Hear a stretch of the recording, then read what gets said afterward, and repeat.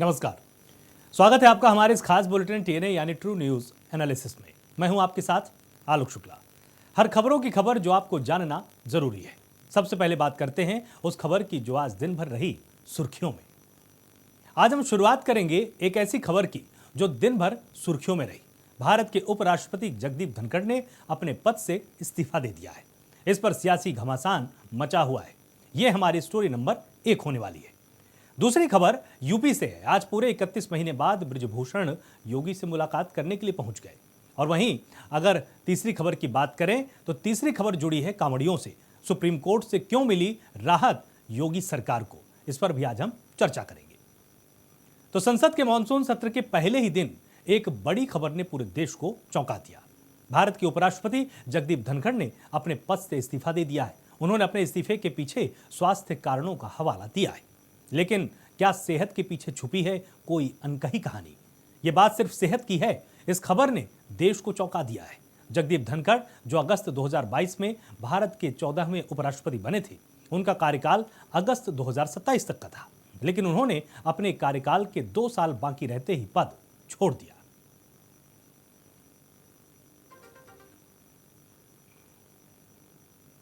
राष्ट्रपति द्रौपदी मुर्मू को भेजे अपने त्यागपत्र में धनखड़ ने साफ साफ लिखा है कि स्वास्थ्य देखभाल को प्राथमिकता देने और चिकित्सकीय सलाह का पालन करने के लिए मैं संविधान के अनुच्छेद 67A के अनुसार तत्काल प्रभाव से भारत के उपराष्ट्रपति पद से इस्तीफा देता हूं। इसके साथ ही उन्होंने अपने कार्यकाल के दौरान राष्ट्रपति, प्रधानमंत्री और मंत्रिमंडल के सहयोग के लिए आभार भी व्यक्त किया है। इस्तीफे को राष्ट्रपति मुर्मू ने स्वीकार भी कर लिया और पीएम मोदी ने ट्वीट कर जगदीप धनखड़ की अच्छी सेहत की कामना भी की है। उपराष्ट्रपति जगदीप धनखड़ के इस्तीफे से सियासी गलियारों की सरगर्मियां अचानक तेज हो गई।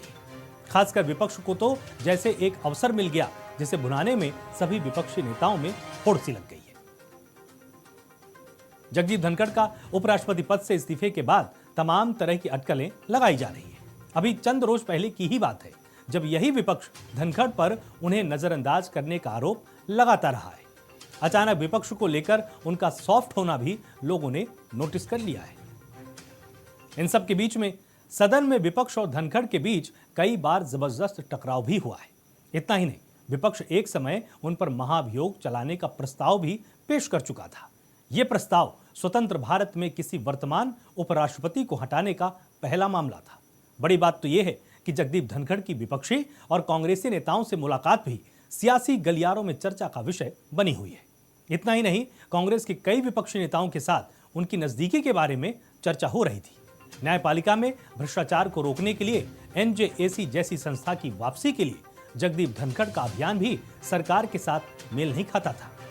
सूत्रों की माने तो उन्होंने पिछले हफ्ते वीपी एनक्लेव में मल्लिकार्जुन खड़गे से मुलाकात भी की थी और रविवार को अरविंद केजरीवाल के साथ भी बैठक की थी।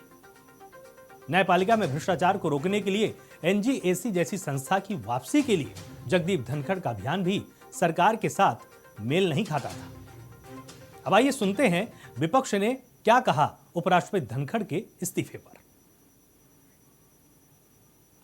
देखिए, बड़ी आश्चर्य की बात है कि अचानक से मानसून सत्र के पहले दिन तो उन्होंने बहुत ठीक ठाक चलाया था और अचानक से रात में ये सूचना मिली कि उन्होंने इस्तीफा दे दिया है।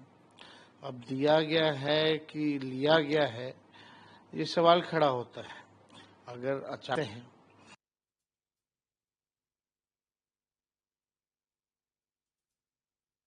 देखिए, ये बड़ा ही शॉकिंग है सबके लिए क्योंकि पार्लियामेंट में जब आए तो ऐसा नहीं लगा कि उनको रिजाइन देने लायक क्योंकि इसके पहले ही जब उनको सर्जरी हुआ था पिछले सेशन में तो उन्होंने कुछ दिन मात्र तो फिर वो वापस आ गए थे। तो ये सेशन पूरा हो सकता था। मुझे नहीं पता उन्होंने क्यों इस्तीफा दिया, लेकिन मैं भी आपकी तरह हतप्रभ हूँ।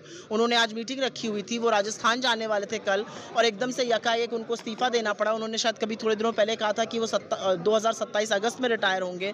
क्यों ऐसा हुआ मुझे नहीं पता। एक बड़ा बेरुखा सा पोस्ट भी आया है प्रधानमंत्री की ओर से, लेकिन मेरा अपना मानना है कि इस कहानी में कई किरदार हैं और इस कहानी की कई परतें हैं और वो परतें अभी खुलेंगी। इस कहानी में एक बहुत बड़ा स्वास्थ्य कारण तो आधिकारिक वजह बताई जा रही है, लेकिन क्या इसके पीछे कोई और कहानी भी है? बताया यह भी जा रहा है कि जगदीप धनखड़ उन्होंने अपने इस्तीफे से पहले एक बड़ा भोज दिया था। लोगों में इसकी चर्चा अब उनके फेयरवेल के तौर पर की जाने लगी है। जी हां, जगदीप धनखड़ ने 21 जुलाई को रात 9 बजे के करीब उपराष्ट्रपति के पद से इस्तीफा दिया और 20 जुलाई को उन्होंने ग्रैंड भोज का आयोजन किया था। यह भोज उनकी पत्नी की सालगिरह के मौके पर दिया गया, जिसमें तकरीबन 800 से ज्यादा लोग शामिल हुए थे। सबसे बड़ी खबर तो यह भी है कि इन 800 मेहमानों की लिस्ट में अरविंद केजरीवाल भी शामिल थे। इस दौरान केजरीवाल और धनखड़ की मुलाकात भी हुई। इस भोज में केजरीवाल के अलावा अन्य कई पक्ष और विपक्ष के नेता शामिल हुए थे। आखिर इस भोज के मायने अब साफ साफ नजर आ रहे हैं। जगदीप धनखड़ राजस्थान के एक छोटे से गांव के एक किसान परिवार से आते हैं। शायद इसीलिए इतने सम्मानित पद पर रहते हुए भी हमेशा जड़ से जुड़े हुए नजर आए। हर किसी से जिंदा दिली से मिलना उनकी एक अलग पहचान थी। तो अब सवाल यह है कि अगला उपराष्ट्रपति आखिर कौन होगा? क्या चुनाव आयोग जल्द ही कोई घोषणा करेगा? चुनाव आयोग अब जल्द ही नए उपराष्ट्रपति के चुनाव की प्रक्रिया शुरू करेगा। इस पद के लिए लोकसभा और राज्यसभा के सांसद मतदान करते हैं। एनडीए के पास दोनों ही सदनों में बहुमत है, इसीलिए उनके उम्मीदवार का चुना जाना बिल्कुल तय है। कई नाम चर्चा में हैं, जिनमें राज्यसभा के उपसभापति हरिवंश और कुछ केंद्रीय मंत्री भी शामिल हैं।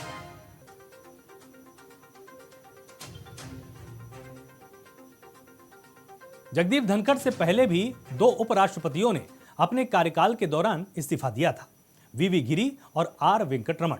हालांकि उन्होंने राष्ट्रपति चुनाव लड़ने के लिए ऐसा किया था। यह देखना होगा कि जगदीप धनखड़ के इस अचानक फैसले का भारतीय राजनीति पर क्या असर पड़ता है।